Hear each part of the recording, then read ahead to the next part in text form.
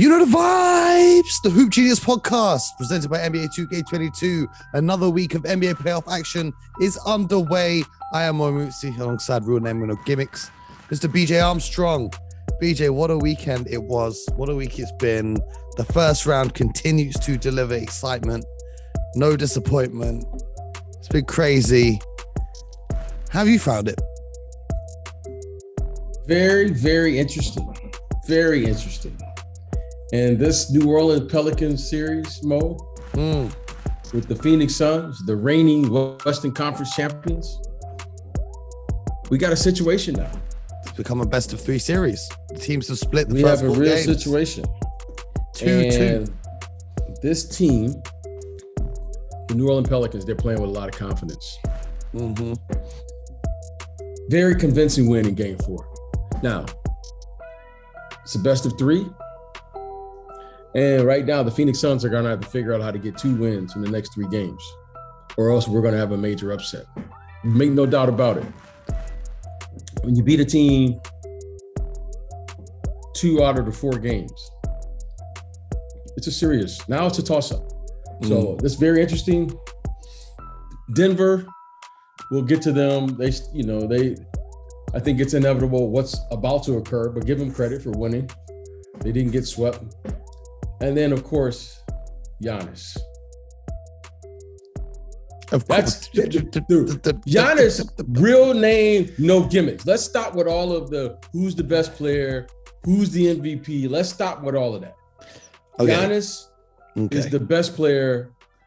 You see, when in the league. When you just said, of course, I thought you were going to talk about the only team that remains undefeated in the playoffs so far, but we'll get on to that. Well, let's stick with Phoenix for a second. They didn't play today. Yeah, we were recapping the whole weekend because we ain't been here since Friday. Let's stick with Phoenix for a second. Chris Paul, 4 points. 3 rebounds, 11 assists, 2 steals. 4 points. Mikal Bridges, 8 points. These kind of guys, these kind of performances just ain't going to cut it without Devin Booker in the lineup. Devin Booker's leaving a 20 to 30 point hole in your team that needs to be made up now. JaVale McGee had 14 off the bench. And, DeAndre Ayton continued to impress with 23. But what stands out to me is this kid, Herb Jones. He has been playing amazing defense. Yeah. Yes, amazing. The rookie. You don't see rookies come in with this level of composure, this level of experience, this level of in the playoffs, taking on a Hall of Fame talent, one of the best players ever at his position, and coming up with good results. I love it. I've been super impressed. Now, BJ, it's a best of 3 series. How do you see the next 3 games playing out? Well, right now, Chris Paul is without question the player on the Phoenix Suns that can close the game. And they're going to have to carry that game to a place where Chris Paul is going to have to finish the game. That's how I was going to. Now, I don't know who has the ability to carry the game. When I mean carry the game, keep the game within striking distance so that you can win the game at the end. Now, is that going to be DeAndre Ayton, Mikal Bridges? I don't know. Cam Johnson. One of these players are going to have to come up big. JaVale McGee, and then Chris Paul, with his ability to create for others and create for himself, is going to have the ability to close the game. So right now, Brandon Ingram and CJ McCullough, buckets. They look like they are coming. You know what they say, who's got next? Well, these guys are coming. And they're playing with confidence. And this kid, Alvarado, this kid, he's guarding everybody. He was guarding me in my kitchen watching the game. He was getting under Chris Paul's skin. He was really starting to get to him. The first few games have been okay. Today you started to see the Suns getting really irritated. Well, let me tell you some of the antics. Let me tell you something. Tell you a little secret at that point guard position. As you mature, as you age, there's certain things that you just don't want to do anymore. And one of them is you don't want to be defended for 94 feet. That's the first thing. Extra long day at work. Okay. Now, Chris Paul right now workload has just increased. He's got double the workload. Not only does he have to distribute and do all those things, he's got to score now. Mm-hmm. And this kid, Alvarado, is that how you pronounce his name? Alvarado? Yeah, Alvarado, yeah. He is forcing Chris Paul to utilize energy he just don't want to use right now. At what is Chris, like 36, 37, 36, somewhere around there? Mm-hmm. He just don't want to use that energy anymore. So right now, the coaching staff, they've made an effort and said, we are going to force Chris to expend extra energy, which he doesn't want to do. Mm-hmm. That's what it is. Yeah, I've been there. I can look at his face and I can tell you. And when you get older, you don't want to do it. And this is what I said earlier. With the longer these series go on, the higher chance there is for an injury or these other players getting worn out. So it's important to take care of business swiftly. And the Golden State Warriors are looking to do just that. They held a 3-1 lead. They had a very winnable game against the Denver Nuggets. They couldn't get that done on the road. I'm expecting them to win in 5 games the next matchup. Do you see any way of Denver extending this series? You know what? In these playoffs, you don't know what to expect anymore. These things take a turn. They take a turn very quickly. I just have a hard time watching Denver right now. I'm a little upset with Denver, as you know, Mo. Anyone who tuned in on Friday will know. Okay. I'm a little upset with Denver. It took them 4 games to figure out, we're bigger than them. We could post them up. They figured out now. So game 5. So we will see. We will. And then I heard today during the broadcast, what did Coach Malone say? I had to mute it. What did he say in the huddle, Mo? He said, I couldn't hear. We have to play our pace. We had to out. We got to outwork. What did he say? He goes, run. He just goes, run. We got to wear them down. Yeah, we got to wear them down. I'm like, no, you don't. No, you can't. No, you're not. That's what the Warriors want you to do. They want you to play that frenetic pace. Mm-hmm. You got to slow the game down. Keep the game at a snail's pace, offensive rebound, and give your big people, because that's your advantage, to play big boy basketball. But what do I know? I expected the Warriors to win last night. I was quite surprised that the Nuggets got it done. And I think if Draymond hadn't fouled out in that final minute, the Warriors would have won that game. So fair play to Denver for securing that win. I don't think it goes any further than 5 games. I'd be shocked if it went 6 or, dare I say, 7. That would be an absolute shock. But there are 2 other series in the West, both of which are very close right now. Let's start with Dallas versus Utah, tied at 2-2. Luka Doncic has just come back from his injury. Utah won game 4 with a Donovan Mitchell. He made a rare pass to Rudy Gobert because he doesn't pass the ball to Rudy Gobert. And this time he did. It was an alley-oop. That won them the game. So credit. You said like that's a rare sighting. You said that's like a rare sighting. It is. He passes to Rudy less times than anyone else on the team. Passes to Rudy less times than he turns the ball over. So, it is a very rare sighting. The Utah Jazz win that one, and now it's a best of 3 series, and Luka Doncic is coming back. 3 games.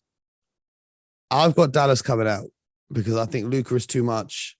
Jalen Brunson and Spencer Dinwiddie, I think they can cause problems. And the role players for Dallas have been fantastic. Who have you got for that best of 3 remaining? Well, conventional wisdom would have Dallas winning this series. Now, the only thing I didn't like about Dallas in the last game were the 2 players you just announced, Jalen Brunson and Spencer Dinwiddie, right? They've been incredibly aggressive in the first 3 games of the series. Yeah, they had to be without Luka. And I didn't see that. Yeah, I didn't see the same level of aggressiveness that they've won. You got to figure whatever was working. You got to roll with it, right? Yeah, I think Luka threw off the balance a little bit. Yeah, I think Luka exactly. Now, we'll see what happens. It takes some time when you get a great player back, and I can't look. Luka deserves the touches. Luka deserves all this. And by the way, Dallas could have easily won that game. I mean, It came really down to the last second of the game. So I think Dallas is going to win. I don't want to get too in depth about it, but I think at home, a little home cooking. Now Luka's back in the fold. I think Dallas should win this game and should win the series. All the other close series in the Western Conference is the Memphis Grizzlies, the 2nd seed versus the 7th seed Minnesota Timberwolves. Yes. It's been very close, and I've got to say it's probably because the basketball's not been very, I don't want to say very good. I just want to say a little bit underwhelming compared to what we were expecting, especially from the Memphis Grizzlies. Credit to the Timberwolves for making this a really fun series. They matched up really nicely. We've seen big leads being blown away. We've seen trash talking gone wrong, as we spoke about on Friday's episode. But this has now become a best of 3. Memphis obviously have the home court, so 2 games in Memphis, 1 in Minnesota. How do you see this one playing out? Game 7 on the cards? I think so. I want to be very careful here. I'm really rooting. I'm a huge Anthony Edwards fan now. Yeah, same. Okay, there've been a couple players here that you've seen, young players. And I'm sure we're going to get to one is Jason Tatum's play has been really elevated. I've really taken notice what he's done. Yeah. Anthony Edwards is another young player that you're saying, you could look at Jordan Poole. I know he didn't have a good game today, but you're saying these young players are playing, Jalen Brunson. Maxey. Tyrese Maxey has been sensational. Yeah. Go ahead. No. I was just about to say, what's crazy to me is it's not the bubble, and it's not like it's like we're back to normal now. But before, I don't remember young players stepping up like this in the playoffs. Like this is that's what I'm saying. This is something different, Mo. It's not normal. I mean, it's normal, or it's the new normal. I don't know. Yeah, it's something that's brand. It's a little different. It's I remember when the bubble happened, the game looked totally different, and then the shortened season, the game in the playoffs looked a little different. This is something different, Mo. Mm-hmm. I mean, these young players, like today, the kid's Bones Highland. Yeah, Mo, I don't recall a rookie coming down with no passes and just shooting a 35-footer, and the coach is over there clapping. Okay, let's go. 4 or 5 times in a row. Not just one off. This is what I'm saying. 4 or 5 in a row. There are things happening now. I mean, Jordan Poole is the number 1 option for the Golden State Warriors right now. That's crazy. Like what's going on? You know what I mean? It's just but getting back to this Minnesota series, I'm a little concerned about my good friend Ja Morant. I'm a little concerned. This league, especially in the playoffs, has a way of exposing every weakness or every part of, if any part of your game is weak or needs a little refining, it gets exposed in the playoffs. Especially on defense. Okay. The Minnesota Timberwolves are targeting Ja Morant. Mm-hmm. And it's a little bothersome now. Because what's going to end up happening, Mo, is once someone finds out something in this league, it gets passed around. Mm-hmm. Okay, now, Ja Morant is too good of an athlete not to be a better than average defender. Well, he's too good of an athlete. Okay. Well. But now, Mo, what we're seeing is the Minnesota Timberwolves are saying, let's go right at him. Yes. And in order for you to be an elite guard at that position, you have to be able to, at the very least, contain the ball. Mm-hmm. Because you are the initial point of defense for your team. Now, I saw it in one game, I saw it 2 games, but all of a sudden, that game 3, Mo, even though they won game 3, Patrick Beverley and company, they went right after him. Oh, no, they've been going at him throughout every game so far in the series. They've been driving the ball at Ja Morant and attacking into the paint. Okay. Now, when I first saw him, I was like, okay, but he's too good. But he's not been giving you the offensive production to offset that. Well, when someone's attacking you constantly, Mo, on one end, it's going to affect the other. when someone is constantly attacking you, it's going to affect the other parts of your game. Because why? Because the team has to compromise its defense in order to compensate for what the lack of something that's happening. He is the point. He is the first point. He's the first guy who initiates point the of defense. attack. Yes. Point so of attack. I'm defense. A little concerned right now, Mo, because it's a little like, I'm like, he has all of the necessary skills to be a better than average defender. But how did they expose this in the playoffs? Like, I just find it like, wait a minute, hold on. They're a good defensive team, but I'm a little concerned. So right now, Mo, because it's not like you cannot play him.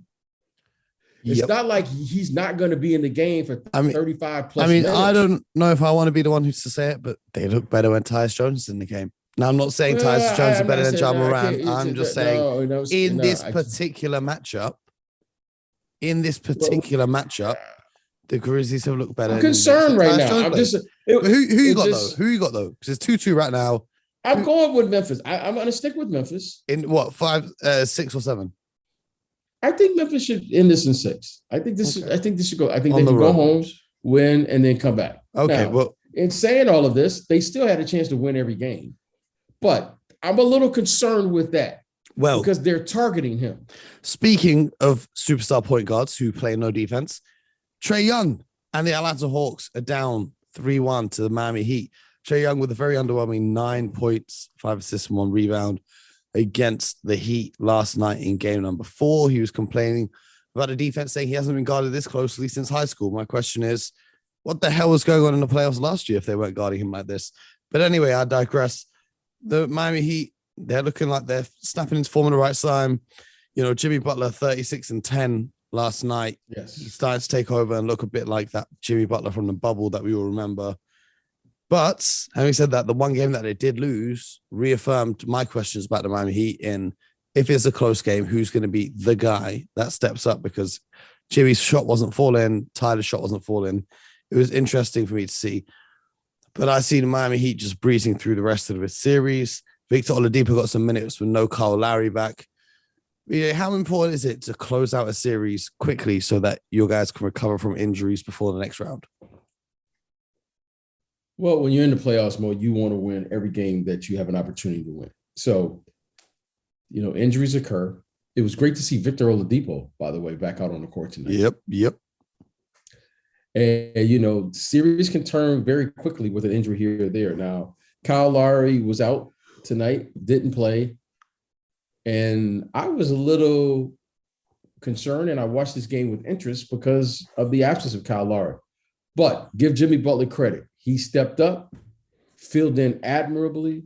Mm-hmm. They got huge contributions from their bench. Jimmy was terrific. He was the best player without question on the floor. And they won the game. So win the games you're supposed to win, take care of your business, and move on. Because the next series, if it's going to be Philadelphia, has an opportunity to be a good one. But you know what? They have their own set of problems down in Philly with Joel Embiid and all of these. I was just about to say, Clint Capella came back and gave the Hawks a good 20 minutes. Good to see him out there. Yeah, he did. Again. That was good to see Clint out. It was good to see him out there. You just mentioned it right there, though. Philly is up 3-1 on the Toronto Raptors. And I asked you this in the studio earlier. I said, what if Philly become the first team to throw away a 3-0 lead in the playoffs? I don't think they do. I think they close it out 4-1. But Joel Embiid is now playing with a torn ligament in his thumb on his shooting hand, I believe, which is very worried. He's elected to have surgery after the end of the season. Very admirable that he wants to play through because he thinks that this is his chance to win a championship. Tyrese Maxey is playing out of his mind basketball right now. James Harden has stepped into the facilitator role, although, a lot of these guys in media are saying he's finished. I like the way that he's adapted into this new role. And he's really letting Maxey do his thing. Tobias Harris is playing his game nicely. Do you see a world in which the Raptors can win the next game and then the next one and tie Absolutely. it up? Mo, that's why you play. Mo, I wouldn't be respecting the game if I didn't say, Absolutely, you can. Oh, we're about to talk about the Bulls versus the Bucks after this, and I think that is not absolutely for them. You know what? Absolutely. So the hardest game to win, Mo, is the closeout game. I can tell you this about the Raptors. I went to school in Iowa, and Nick Nurse went to school at UNI, University of Northern Iowa. So I've been knowing him for quite some time, since our collegiate days. He's a fighter by nature. Now, I can tell you one thing. The Toronto Raptors are going to show up with a game plan. They're going to play hard for 48 minutes. Now, I can't tell you whether they're going to make the shots or miss the shots, but I know this. They're going to give you the effort, and I know they're coming. Starring the Rookie of the Year. Congratulations, Scotty Barnes won the Rookie of the Year. Yes.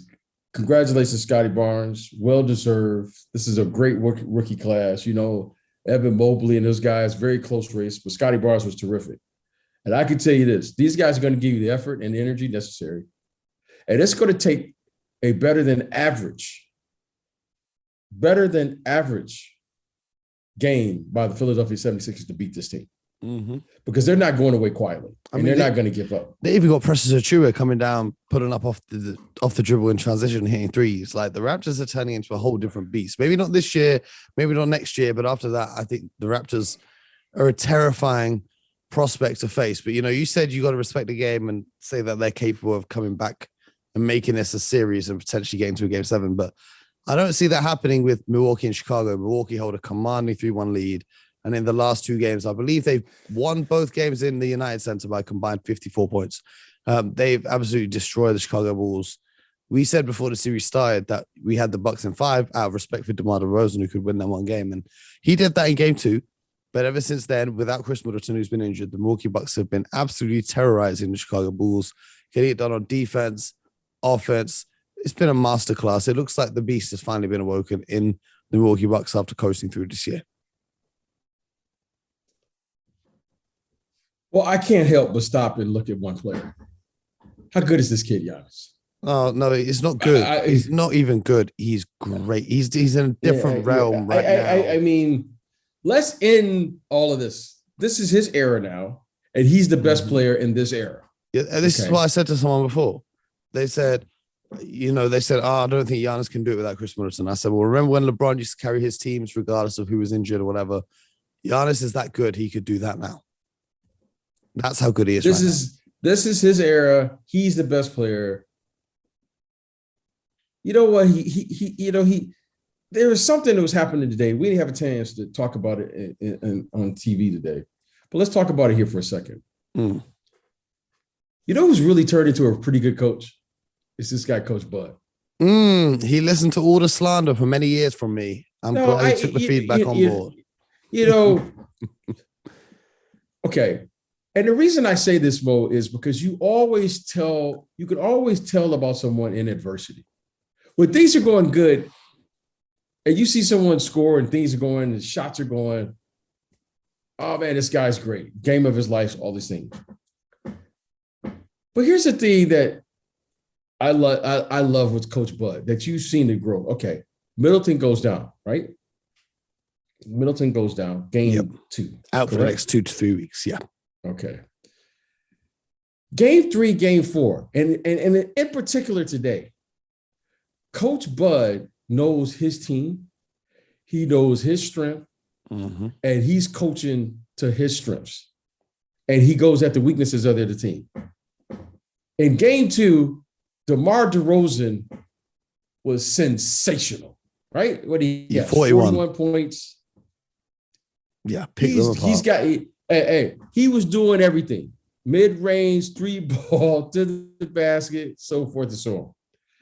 Game 3, Coach Bud says, if we're going to lose, this is how we're going to lose. He's going left.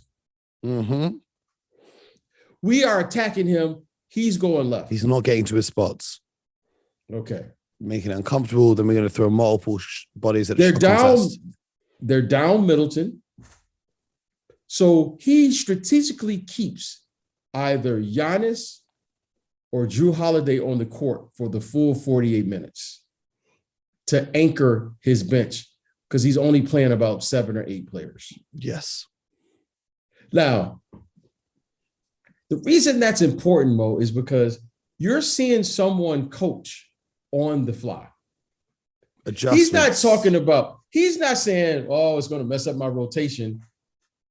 And then, Mo, once he finds a player that's going to contribute, today it was Grayson Allen. The game before that, it was Bobby Portis. In the third and fourth quarter, he gets the balls to his best players 100% of the time. Carry us home. Says, now, Mo, it's kind of a beautiful thing. He's made the game simple. Everybody knows what their job is. And once you do your job, you have a player who can play the game at that level. That to me, Mo, watching him today at halftime, Mo, you watched the game. You and I watched the game together. Giannis had the ball in his hand 100% of the time in the third and fourth quarter. I'm shaking my head because that third quarter was a scary sight. Giannis goes down, gets a bucket, comes back, blocks the shot, takes the ball in transition, dimes to the corner, gets another stop, brings the ball up, gets a layup, with the spin move. It's get and one.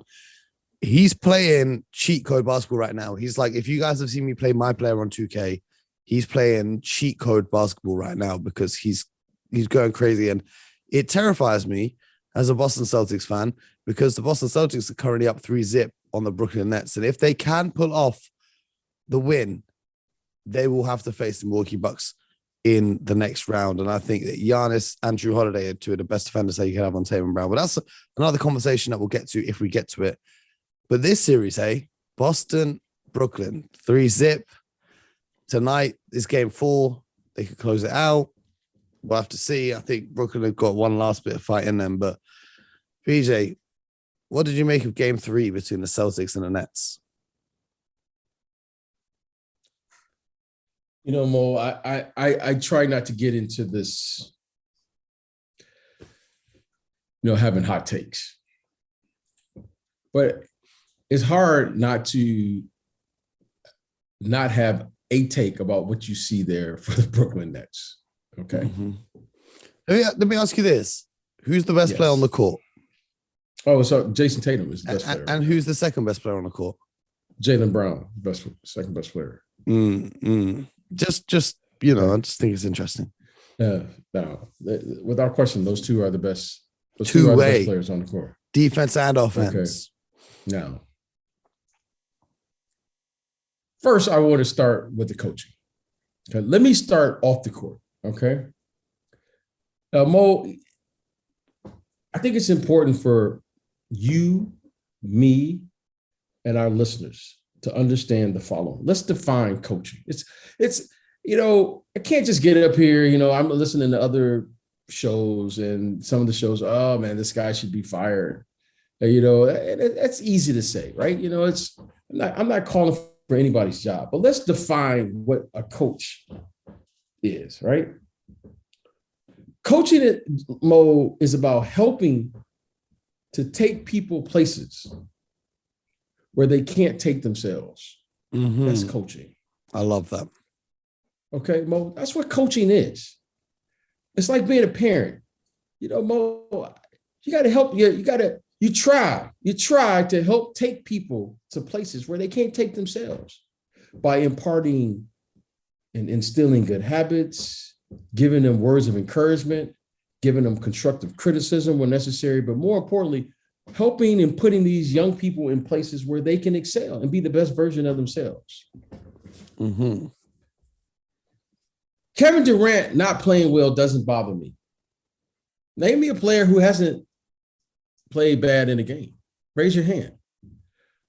What bothers me though, Mo, is I know I have a player who should be getting 30 points a game no matter what. Mm-hmm. And it's my job to put him in position to get 30 a night for himself and create offense for others so that it gives us a chance to win the game. And Mo, I can't say that. You can't and do that's that. Bothering me. You and can't. Mo, that's bothering me now, Mo. It's bothering me because, okay, one game. Okay. All right. It's 2 games.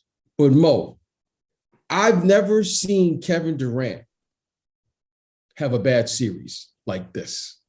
It's giving flashbacks from the Memphis series when he was in OKC. No, Mo. I've never seen him had a series. Let me ask like you this. Let me ask you this, okay? Because everyone wants to talk about Kevin Durant being bad. When was the last time you saw a team play defense this good in a playoff series? Okay, Mo. I can't help. If you're going to have something good, you got to have something bad. Okay. Good offense trumps good defense.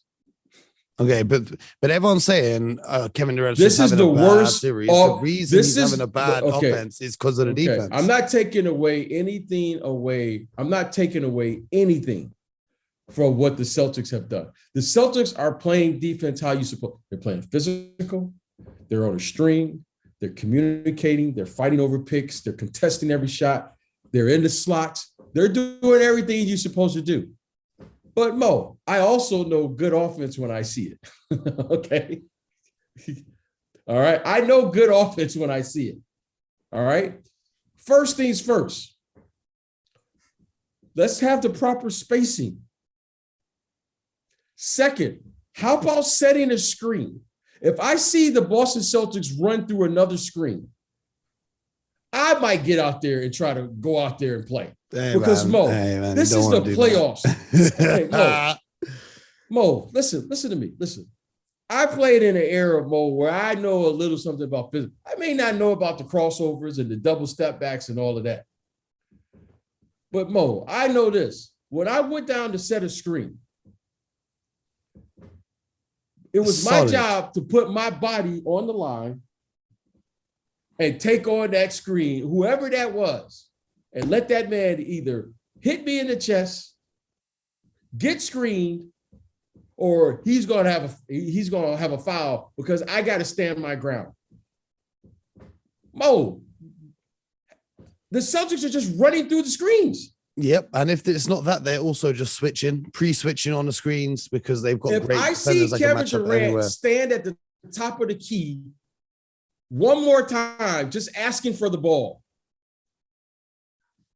I got to run through the television. Okay, well, let me ask you this: it's Game 4 tonight.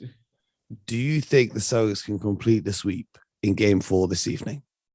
Because it seems to me that not many changes have been made. Mo, if they continue to play the way they're playing, absolutely.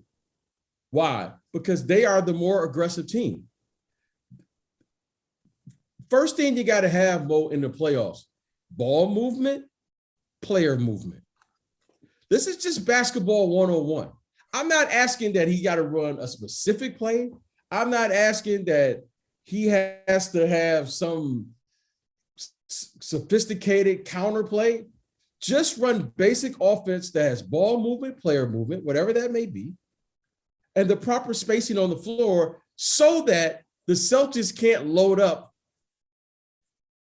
on Kevin Durant. Well, Jason Tatum's been doing a great job one-on-one, even without the loading. Now, listen, Mo, for instance, Kevin Durant is a 7-footer. Yes. How many times have we seen him on a post-up? Just catch the ball on the post, Kevin. Hey, Kevin. Because they're not letting him get to the post. They're pushing him off the post. Okay, Mo. Kevin Durant, if it's one thing I know about KD, he loves to score. Kevin Durant, I'm going to run you to the post, and your job is to let the cutters go by. If the double team doesn't come, you operate. If the double team does come, take on the double team, and I can live with an open shot on the weak side. This is just basketball 101. But if you catch that ball again at the top of the key and out here trying to play, and you got the Celtics, it's funny. Soon as he catches the ball, they put two guys on the elbow, one on both sides. So he's looking at like literally 5 people every time he catches the ball. And that's the offense? Well, I think the Celtics have played a great job on defense. I think, the talent was outmatched in this series. The Brooklyn roster is not balanced in the slightest. They don't have two-way players. They just have players that are good at offense or players that are good at defense. That's the problem. And here's the thing. Mo, I get it. When someone outplays you, I can live with that. Mo, you have Blake Griffin and these guys over there. And I'm not saying that's the answer, but at least match up to the game. Why we have Seth Curry and Bruce Brown? Bruce Brown, is that his name? That's his name, right? Yep. I always get his name mixed up. Yeah. Bruce Brown, they're guarding Tice. They're guarding Al Horford. Yep. This doesn't make sense to me, Mo, I'm not saying it's a mismatch for the Celtics every time. It's at least match up. Yeah, you go. At least match up. Just at least match up. We will talk about. I'm saying. Well, we'll talk about on another episode, maybe in the off season, because it's too much to go into right now. As we've got to wrap this one up, is Ben Simmons, their best defender, is deciding not to play game 4, so he won't be there. He'll instead be wearing. We can't get into that right now. Colorful. Now you're going outfit on the sidelines. You know how you were earlier. No, that was on Friday. I'm not prepared to do that right now. We'll save that. Let's save that. And I'm looking forward to the game. Talk about what's happening. I'm looking forward to the game. Look forward to it. We've got the Celtics and the Nets. The Celtics trying to close it out. We've got the Raptors and the Sixers. The Sixers are trying to close it out. They're back at home. And then the Jazz and the Mavs tied up at 2-2. That's going to be a fascinating game. See what Luka Doncic brings. We're going to be here all week for you. The Hoop Genius podcast. Make sure that you subscribe, leave a review, leave a rating. BJ and I will be here every day this week breaking down the playoff actions. BJ, I need 3 predictions before we go. First game, Boston, Brooklyn. Who you got? I'm sticking with Brooklyn. Okay. I'm going to stick with it. Sixers, Raptors. Sixers. In Philly. And then Mavs, Jazz in Mavs. Dallas. Okay. We're just going with Brooklyn, Philly, and Mavericks. And we're going to have to see. We'll be back tomorrow morning. Just a warning, if the Boston Celtics do win, I'm not even going to get into that. You better hope they lose because you don't want to hear from me if they sweep through the Brooklyn Nets. But anyway. No. I want to hear from you, Mo, because you know what? Right now, Mo, you know what? I'm not letting you get away trying to be all nice and coy and all those things. And you know what? I want you to have that heat, whether you win, lose, or draw. Hey, we're going to see. You know the vibes. You know the vibes. And you know what, Mo? I'm not letting you get away with your vibes that you had today. Hey. You know what, Mo? No. You know what? Yeah, that Mo that I saw in the studio, hey, don't bring him to the show anymore. Don't bring him to the show. We'll see. Because you do know the vibes. And you know one thing. We're going to be here. The energy is going to be on 10. You guys listening at home are going to be here. Because if they don't win tomorrow, I'm not worried. On 11. Okay. My prediction was Celtics in 5. On 11. My prediction was Celtics in 5. So if they don't win, I'm not worried. Just to let you know. Just to let you know, I expect Brooklyn to win. I expect the man they call the greatest scorer of all time, the man who they were proclaiming as the best player in the world. I expect Brooklyn to win tomorrow's game. Who said that? Oh, do you not see all the media? All the media saying KD's the best player in the world. All the media saying KD's the best scorer of our generation. KD's the best scorer of all time. KD this, KD that. Oh, Kyrie Irving, KD, most skilled duo of all time. Even who was it that came out? Can I ask you one question? Can I ask you one question? All right. Go ahead, because we got to wrap this up. Go ahead. No, we got to wrap this up. I just want to ask you. Can you define to me, maybe not now, what is... When they say things like he's the most skilled. No, that's the most. Mean? That is, I'm gonna tell you this. What does that mean? I'm gonna tell you this. That's the most stupidest thing because defense is a skill. Passing is a skill. Rebounding is a skill. When they say skilled, they just talk about taking difficult shots and doing crossovers. That's what they mean when they say skilled. I'm not here for it. I don't believe in that. What Giannis does is a skill. What Shaq did was a skill. What Hakeem Olajuwon did was a skill. So when they talk about this is the most skilled duo of all time, I'm not here for it. And if you are the most skilled duo of all time, win the next 4 games in a row. But until then, make sure you guys are subscribed to the Hoop Genius podcast. Make sure that you're locked in here every day. Somebody please tell me what does that mean? Man, I just want to know what that means. Man, seriously. That's a conversation for another day. Because until that day, we got to keep going. And until tomorrow, my peoples, make sure you get buckets.